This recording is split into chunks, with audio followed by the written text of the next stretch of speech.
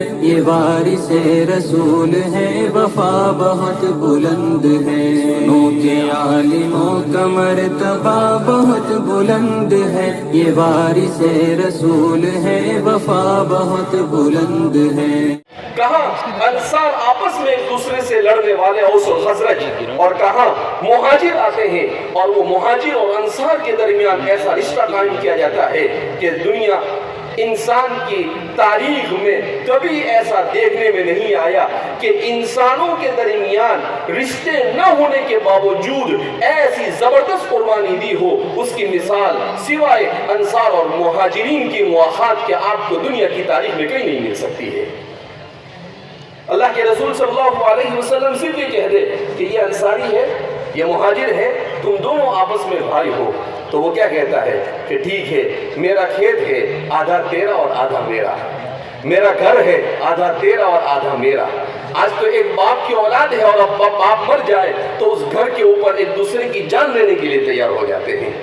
اور کیا کیسی مواخات اسی قرآن کی برکت نے ان کی زندگیوں کے اندر میں کیسا انقلاب برپا کیا کہ عبد الرحمن بن عوف کہتے ہیں میری جن سے مواخات کی گئی، وہ مجھے کہتے ہیں میری دو بیویاں ہیں، ایک آپ لے لو اور ایک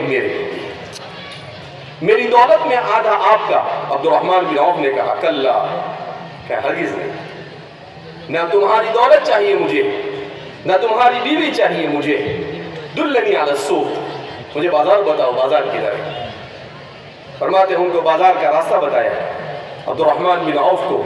انہوں نے 1 درہم کا پنیر خریدا اور اس پنیر کو لے کر مدینہ کے بازار میں جا کر بیٹھ گئے، تجارت کی۔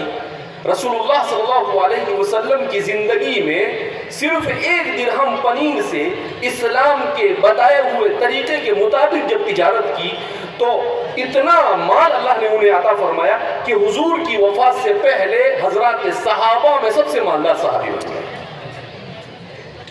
جب ان کا انتقال ہوا تو سیرت نگاروں نے لکھا ہے کہ ان کے مال کا جب جائزہ لیا گیا تو آج کے زمانے کی دولت کے اعتبار سے ان کا کتنا مال ہوتا تھا؟